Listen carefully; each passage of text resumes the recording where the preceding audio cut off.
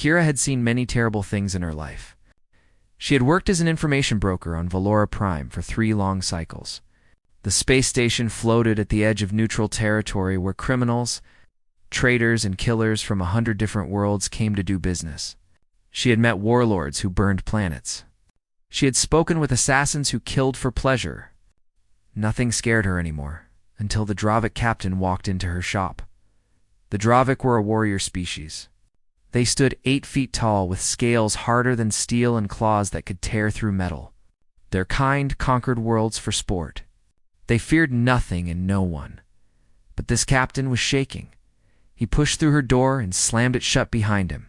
His 4 yellow eyes darted around the room like a hunted animal. Sweat dripped from his scaled face. His massive chest moved up and down with rapid breaths. Kira watched him from behind her counter. She was Telvari, a small species with pale blue skin and 4 eyes arranged in a diamond pattern on her face. Next to the Dravik, she looked like a child standing beside a monster. "I need passage," the captain said. His voice cracked. "Off station. Out of the sector. Tonight." Kira tilted her head. "That will cost you. The safe routes are not cheap. I will pay anything." He reached into his coat and threw a bag of credits on her counter. It was more money than most beings earned in a lifetime. "Just get me away from here." Kira picked up the bag and felt its weight. Her curiosity grew stronger than her caution. In all her years, she had never seen a Dravik run from anything. "What are you afraid of?" she asked. The captain's scales rippled. It was a sign of deep fear in his species. He looked at the door like something might break through it at any moment. "Not what?" he whispered. "Who? Then who?" The captain leaned closer. His breath was hot and smelled of iron. When he spoke, his voice was barely louder than a breath. "The human, the one they call Taiho." Kira felt a laugh building in her chest. She let it out before she could stop herself. The sound filled her small shop. "A human." She shook her head. "You are running from a human." Humans were soft creatures. They had no claws, no fangs, no armor, no venom. They could not see in the dark. They could not breathe underwater. They came from a small planet at the edge of nowhere. In the great ranking of dangerous species, they sat somewhere near the bottom. But the captain did not laugh with her. Instead, he grabbed her arm with his massive claw. His grip was tight enough to bruise. "I watched him kill 8 of my crew," the captain said. His voice shook with every word. 8 warriors, armed, armored, ready for battle. Kira stopped laughing. "He killed them with his hands." "Us?" The captain's eyes went distant, seeing something far away and terrible. No weapons, no armor, just his hands. And he was smiling. The whole time he was smiling. He released her arm and stepped back. His whole body trembled now. "Get me off this station." "Before he finds me here?" Kira stared at the captain for a long moment. Then she took his money and began working on his escape route. But even as she did, her mind kept returning to one question. What kind of human could make a Dravik warrior shake with fear? 3 levels below, in the darkest part of the station, a man sat alone in a small room. The walls were bare metal. A single light hung from the ceiling. The air smelled of oil and rust. Taiho was not a large man by human standards. He stood just under 6 feet tall with a lean, muscular build. His black hair was cut short. His face was calm and still like the surface of a frozen lake. But his eyes told a different story. They were dark and deep and carried the weight of things most beings could not imagine. Across from him sat a woman named Bora. She was human too, with sharp features and quick eyes that missed nothing. A tablet glowed in her hands as she scrolled through information. "His name is Captain Vorak," Bora said, Dravik slaver. "He has been taking human colonists from the Outer Rim for 2 years, selling them to the fighting pits, the mines, the pleasure houses." Taiho said nothing. He simply listened. Last month he raided a colony called New Busan, took 37 people. Men, women, children. Bora looked up from her tablet. "He is here on Valora Prime, hiding in the upper levels." "How long has he been here?" 3 days. He thinks he is safe. He thinks no one knows what he did. Tai-ho stood up slowly. His movements were smooth and controlled like a predator waking from rest. He is wrong. Bora watched him for a moment. She had worked with Tai-ho for 2 years now. She had seen what he could do. She had watched him walk into impossible situations and walk out again while his enemies did not. But she still did not fully understand him. The people he took, she said. Most of them are probably in the fighting pits by now. The graveyard. You know what that place is? I know. No human has ever survived more than 2 fights there. Tai-ho moved toward the door. He paused with his hand on the handle and looked back at her. Then it is time to change that. He opened the door and stepped into the dark hallway beyond. His footsteps made no sound as he walked. Somewhere above, Captain Vorak was making plans to flee. He was counting his money and dreaming of safety. He believed he had escaped justice. He believed the universe had forgotten his crimes, but Tai-ho had not forgotten. Tai-ho never forgot, and when Tai-ho decided to find someone, the galaxy itself was not big enough to hide them. 3 levels up, Kira finished arranging the captain's escape. She handed him the coordinates and watched him hurry away into the crowded station. As he disappeared into the crowd, she found herself wondering again about the human he feared so much. She pulled up her information networks and typed in a name, Tai-ho. The results that came back made her blood run cold. The graveyard sat in the deepest part of Valora Prime where the lights flickered and the air tasted like blood and fear. It was an arena built for death. Aliens from across the galaxy came here to watch creatures fight and die for their entertainment. The floors were stained with the blood of 1,000 species. The walls echoed with the screams of the defeated. Tovik ran this place. He was Garoon, an insectoid creature with 6 arms and eyes like black glass. He had spent 40 years building the graveyard into the most famous fighting pit in the sector. His champions had killed warriors from every known world.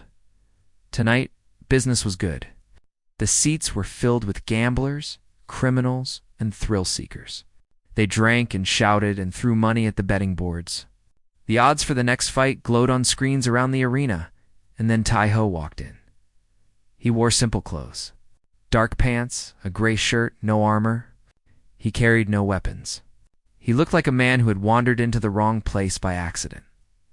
The crowd noticed him and began to laugh. A human in the graveyard was always good comedy. Their kind was soft and weak and broke so easily. Tovik clicked his mandibles in amusement. He rose from his throne and spread all 6 arms wide. A human challenger. His voice boomed through the arena. How delightful. How long since we had one of these fragile creatures? 8 months, one of his servants answered. The last one died in 40 seconds. The crowd laughed harder. Tai-ho said nothing. He simply walked to the center of the arena and stood there. His face showed no fear. His body was relaxed. He looked almost bored. Tovik studied him with growing interest. There was something different about this human. Something in the way he moved, the way he stood, the way his eyes swept across the arena like he was counting threats. Very well, little human. Let us see what you are made of. Tovik pressed a button on his throne. A gate opened on the far side of the arena. The crowd fell silent. A Kreth stepped out. The creature was a nightmare made flesh. It stood 9 feet tall, with scales the color of dried blood. Its jaws could bite through starship hull. Its claws had torn apart armored vehicles. The Kreth was one of the deadliest predators in the known galaxy. The betting boards updated. The odds against the human jumped to 200 to 1. The Kreth roared. The sound shook the walls. It charged at Tai-ho with the speed of a crashing shuttle. Jaws opened wide enough to swallow him whole. Tai-ho moved. He did not run away. He ran toward the monster. At the last moment, he dropped low and slid beneath the creature's snapping jaws. His hand shot out and struck the Kreth's knee joint with perfect precision. The sound of cracking cartilage echoed through the silent arena. The Kreth stumbled. Before it could recover, Tai-ho was on his feet and moving again. He climbed the creature's back like it was a mountain. His fingers found the soft spot where the skull met the spine. He pressed. The Kreth screamed. It thrashed and twisted, trying to throw him off. But Taiho held on with a grip that seemed impossible for his small frame. His other hand struck again and again at nerve clusters and pressure points that no human should have known about. In less than 3 minutes, the Kreth lay still on the arena floor. Its eyes were open, but empty. It was not dead, but it would never fight again. Taiho stepped off the fallen monster. He was not even breathing hard. The arena was completely silent. No one laughed now. Thousands of aliens stared at the humans standing alone in a pool of light, and for the first time in their lives, they felt something cold crawl up their spines. Fear-taught 2VEK leaned forward on his throne. His black eyes reflected the scene below with new interest. "Fascinating," he whispered, far below the arena floor. In the tunnels where slaves worked to clean blood and drag away bodies, a young human watched through a metal grate. His name was Minho. He was 19 years old. 6 months ago, he had been a student on a colony world. Then the slavers came. They took him from his home. They killed his parents in front of him. They brought him here to work until he died. He had stopped hoping for rescue long ago. Hope was a luxury for people who still had futures. But now, watching the impossible scene above, Minho felt something stir in his chest. A feeling he had forgotten existed. The human in the arena looked down. His eyes found Minho hiding in the darkness below. For a moment their gazes locked. The fighter's face was calm, but his eyes said something that needed no words. "I see you. I know you are here." "Hold on, then." Taiho looked away, and the moment passed. Tavik's voice filled the arena again. "The human wins. What a surprise. What a delight. Shall we see if he can do it again?" Another gate opened. Another monster emerged. The crowd began to cheer. Taiho cracked his neck and raised his hands. He fought 3 more times that night. He won every battle. Each victory was faster than the last. Each opponent fell harder than the one before. By the end, the crowd was not cheering for blood. They were cheering for him. A legend was being born in front of their eyes, and they knew it. When the night finally ended, Taiho walked out of the arena without looking back. His body was covered in cuts and bruises. His knuckles were split and bleeding. But he walked like a man who had just taken a casual stroll. Bora was waiting for him in the tunnel outside. "You made quite an impression," she said. Good Taiho wiped blood from his face. "I need them to invite me back. I need to get deeper inside. The prisoners. I saw one through a grate. A young man. Human." His jaw tightened. "There are more down there. I could smell their fear." Bora nodded slowly. "Then we continue the plan." Taiho looked back toward the arena. Somewhere in those dark tunnels, humans were suffering. Waiting, dying slowly. "We continue," he said, "until every single one of them is free." Kira could not stop thinking about the human. 3 days had passed since the Dravik captain fled her shop. In that time, she had heard more stories about Taiho than she could count. He was fighting in the graveyard now. Winning every match? Breaking records that had stood for decades. The whole station was talking about him. But Kira needed more than stories. She needed to understand. How could a creature so weak become something so feared? It made no sense to her. It went against everything she knew about the universe, so she went to see Elder Voss. Voss was the oldest Telvari on the station. He had lived for over 300 years and spent most of that time studying other species. His home was filled with books, recordings, and artifacts from 100 different worlds. If anyone could explain the mystery of humans, it was him. She found him in his study, surrounded by floating screens and ancient texts. His skin had faded to pale gray with age, and his 4 eyes moved slowly, but his mind was still sharp. "Ah, young Kira." He smiled when he saw her. "I wondered when you would come. Everyone is asking about humans these days." "Then you know why I am here? The fighter? Taiho?" Voss nodded and gestured for her to sit. "Yes, I have been watching the recordings. Remarkable creature. Truly remarkable." "He's just a human," Kira said. "They are one of the weakest species in the galaxy. No natural weapons. No armor. No special abilities. How is he doing what he is doing? Voss was quiet for a moment. Then he reached out and pulled one of the floating screens closer. An image appeared on it. A planet covered in blue and green and white. Earth, he said. The human homeworld. Do you know what kind of place it is? Kira shook her head. It is a death world. The words hung in the air. Kira felt her scales tighten against her skin. Death world was a term used for planets so dangerous that most species could not survive on them. Places with extreme temperatures, deadly predators, poisonous atmospheres, violent weather. Most intelligent species evolved on gentle worlds with stable climates and few threats. Humans did not. Voss pulled up more images. Massive predators with teeth like knives. Storms that could destroy cities. Deserts that could kill in hours. Oceans filled with monsters. Mountains where the air itself became poison.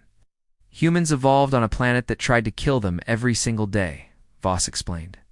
They had no claws to fight with, so they made weapons. They had no armor to protect them, so they learned to think faster than their enemies. They had no speed to escape danger, so they developed something else instead. What? Voss smiled. Endurance. He showed her another recording. A human running across a flat landscape. Following an animal, humans are pursuit predators, Voss said. They cannot outrun their prey, but they do not need to. They simply follow. They walk and jog and track their target for hours. Days sometimes. They do not stop. They do not rest. They keep coming and coming and coming until their prey is so exhausted that it simply lies down and waits to die. Kira watched the recording with growing unease. The human in the video did not look tired at all. But the animal it chased was stumbling, falling, barely able to move. Most predators in the galaxy attack with speed and power, Voss continued. They strike fast and hard. If the attack fails, they retreat. They give up. They find easier prey. Paused. Humans do not give up. Ever. It is not in their nature. They will chase you across a planet, across a system, across the galaxy, if they must. They do not stop until they win or until they die. That is, Kira searched for the right word. Terrifying. There is more. Voss pulled up medical data. Human bodies are designed for damage. They can lose limbs and keep fighting. They can suffer wounds that would kill any Talvari and survive through pure stubbornness. Their brains produce chemicals that let them ignore pain when they need to. Fear does not freeze them. It makes them faster, stronger, more dangerous. He showed her footage of human soldiers. Humans who kept fighting with broken bones. Humans who carried wounded friends for miles through hostile territory. Humans who refused to surrender even when all hope was gone. And then there is the most dangerous thing about them, Voss said quietly. What is that? They bond. He pulled up one final image. A human holding a child. The look on the human's face was unlike anything Kira had seen before. Humans form emotional connections with other beings, Voss explained. Deep connections. Powerful connections. They will die for their families. They will die for their friends. They will die for complete strangers if they decide those strangers belong to their pack.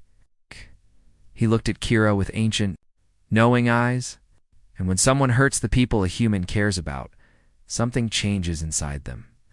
They stop being civilized.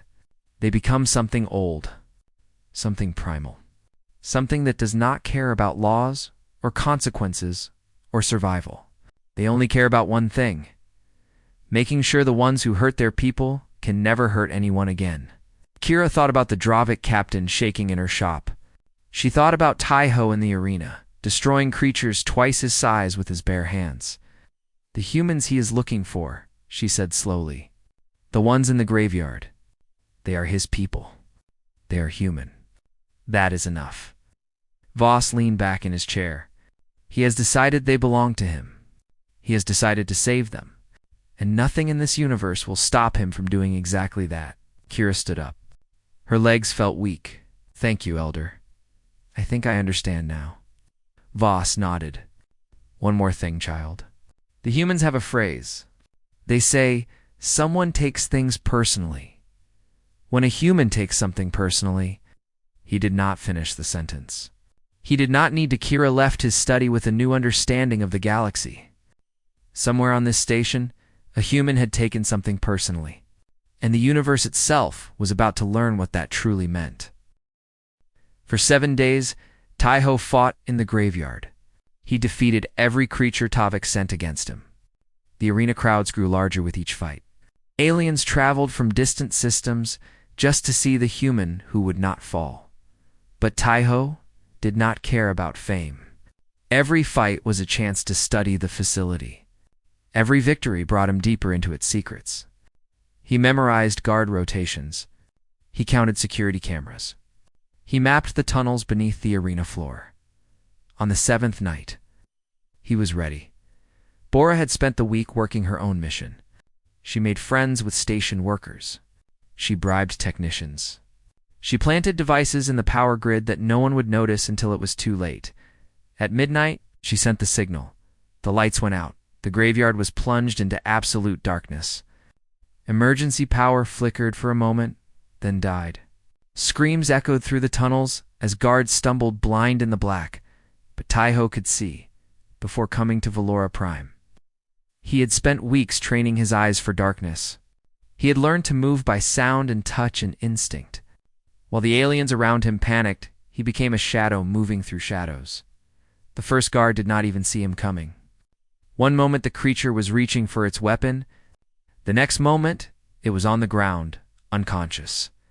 Taiho took its keycard and kept moving. He found the prison cells 3 levels down. The smell hit him first. Sweat and fear and hopelessness. He heard crying in the darkness. Soft voices praying in Korean. Children whimpering for parents who might already be dead. Taiho opened the first cell. 43 faces looked up at him. Human faces. Hollow with hunger and despair. Some were adults. Some were children. All of them had given up hope long ago. Who are you? A woman's voice. Tired, but still strong. Taiho recognized her from the files. Her name was Hannah. She had been a doctor on New Busan before the slavers came. My name is Taiho. I am here to take you home. For a moment, no one moved. They had been tricked before. They had learned not to trust. Then a young man pushed to the front of the group. Minho, the boy, Taiho, had seen through the grate. I know him, Minho said. He is the fighter. He is real. Taiho handed Hannah a keycard. Free the others. Follow the green lights on the floor. Bora will guide you to the ship. What about you? I have unfinished business. He turned and disappeared into the darkness before she could argue. The prisoners moved quickly. They had been broken, but they were not destroyed. When freedom appeared before them, they grabbed it with both hands. Hannah led the way, Minho at her side, helping the children and the weak. Green emergency lights flickered to life along the floor. Bora's work. A path through the maze of tunnels. They were halfway to safety when the alarms began to scream. Tovik had found his backup generators. The graveyard shuddered back to life around them. Gates opened. Monsters emerged. The Fightmaster's voice echoed through every speaker. Kill them all. Kill them all. 6 of Tavi's deadliest champions poured into the tunnels. Creatures bred for murder. Beasts that had killed thousands. They smelled human fear and charged toward it with hungry roars. Taiho peered between the monsters and the fleeing prisoners. He stood alone in the narrow tunnel. No weapons, no armor. Just a man against nightmares. The first creature reached him. A Velcro's, all claws and teeth and rage. It swung at his head with enough force to split stone. Taiho ducked under the blow and drove his elbow into the thing's throat. Cartilage cracked. The Velcro's fell, choking on its own broken windpipe. The second creature came. Then the third. Then all of them at once. What happened next would become legend. Taiho did not fight like a man defending himself. He fought like something older. Something primal. Every move was efficient. Every strike was designed to end the fight as quickly as possible. He broke bones and tore tendons and targeted nerve clusters with surgical precision, but he also took hits. Claws raked across his back, teeth sank into his arm. A tail whipped against his ribs hard enough to crack them. Blood poured from a dozen wounds. He did not slow down. He did not stop. He kept fighting with the same calm intensity he had shown in the arena. Behind him, the prisoners ran. Minho looked back once and saw Taiho standing in a pile of fallen monsters, still fighting, still bleeding, still refusing to fall. "Keep moving," Hannah shouted. "Do not stop. Go." They reached the ship. Bora was waiting at the door, counting heads as they rushed aboard. "Where is he?" she asked. "Behind us. Fighting." Bora's face tightened. She wanted to go back. But she knew her role. She had to get these people to safety. That was the mission. "Start the engines," she ordered. "We leave in 3 minutes." The minutes stretched like hours. The ship hummed with power. The prisoners huddled together, holding each other, crying with relief and terror. 2 minutes. 1 minute. 30 seconds. The door was still open. Bora reached for the control panel. Her hand shook. Then Taiho appeared. He walked out of the smoke and chaos like a ghost. His clothes were torn. His body was covered in blood, most of it not his own. He was carrying something over his shoulder. A Drovik. Captain Vorak, unconscious but alive. Taiho threw the captain onto the floor of the ship and stepped inside. "Close the door," he said. "We are done here." Bora sealed the hatch. The ship lifted off, blasting through the station's hangar doors and into open space. Behind them, the graveyard burned. Tovek's empire was falling apart, but Taiho did not watch the destruction. He stood over the unconscious slaver who had started all of this. The man who had taken innocent people from their homes, who had sold humans like animals. "Wake him up when we reach safe space," Taiho said quietly. "He and I need to talk." No one asked what that talk would involve. No one wanted to know. The ship flew on through the stars, carrying 44 freed souls toward home. And behind them, a legend was being written in fire and blood. The stars looked different from the observation deck of a free ship. Min stood at the window and watched them pass by. Just 2 weeks ago, he had been a slave. He had been broken. He had been waiting to die. Now he was flying toward safety with 43 other survivors. It still did not feel real. Hannah walked up beside him. The doctor had not stopped working since they escaped. She had treated wounds, calmed fears, and held children while they cried for lost parents. But now, finally, she allowed herself a moment of rest. "How are you feeling?" she asked. Minho thought about the question. He thought about his parents who were gone forever. He thought about the things he had seen in the graveyard. He thought about the long road of healing that waited ahead. "I do not know," he admitted. "But I'm alive." "That is something," Hannah nodded. "That is everything." They stood together in comfortable silence. Outside, the universe continued its endless dance of light and darkness. On the other side of the ship, Taiho sat alone in a small room. His wounds had been treated. His broken ribs were wrapped. But the pain did not bother him. Pain was an old friend. It reminded him that he was still alive. Bora entered without knocking. She had news written on her face. It is done," she said. "Captain Vorak has been handed over to the Colonial Authority. He will face trial for his crimes. The evidence we gathered will send him away for the rest of his life." Taiho nodded slowly. "And the others? The slavers who worked with him? We have names, locations. It will take time, but we will find them all." Good Bora studied him for a long moment. She had worked with Taiho for years now. She had seen him do impossible things. But she still did not fully understand what drove him. "They will come after you now," she said. "Every slaver in the sector, they will put a price on your head." Taiho's expression did not change. "Good. Saves me the trouble of finding them. You could walk away. You have done enough. You saved these people. You could disappear.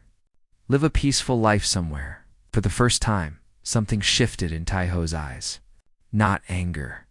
Not sadness. Something deeper. something that had been forged in fire and loss and years of hunting in the dark. "There are more out there," he said quietly. "More humans taken from their homes, more families torn apart, more children crying in dark cells. How can I walk away knowing that?" Bora did not have an answer. She simply nodded and left him alone with his thoughts. 1 month later, Kira was still on Valora Prime. Her information shop had become the most popular place on the station. Everyone wanted to know about the human fighter. Everyone wanted to hear the stories. And Kira had become the galaxy's leading expert on the legend of Taiho. The graveyard was gone now. Tovik had fled. The fighting pits had been shut down. But the stories that came out of that place had spread across 100 worlds. A young Telvari walked into her shop. He was barely an adult, his skin still bright blue with youth. His eyes were wide with curiosity and something that looked like hope. "Is it true?" he asked. "The things they say about the human?" Kira leaned back in her chair. She had answered this question many times now, but she never grew tired of it. "What do they say?" "They say he killed 6 champions with his bare hands. They say he saved 40 humans from the worst place in the sector. They say he cannot be stopped. They say—" The young Telvari paused, almost afraid to continue. "They say aliens are starting to fear humans now." "Because of him," Kira smiled. It was not a happy smile. It was the smile of someone who had learned hard truths about the universe. "Let me tell you something about humans," she said. She gestured for the young one to sit. He did, leaning forward with eager attention. "Humans are not strong because they have sharp claws or thick armor. They do not have venom or speed or size. By the standards of this galaxy, they should be prey. They should be nothing." She paused, letting the words settle. "But they are not nothing. Do you know why?"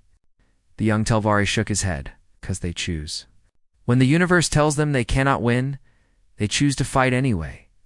When their bodies tell them to stop, they choose to keep going. When everyone else gives up, they choose to find another way." She thought of the recordings she had seen.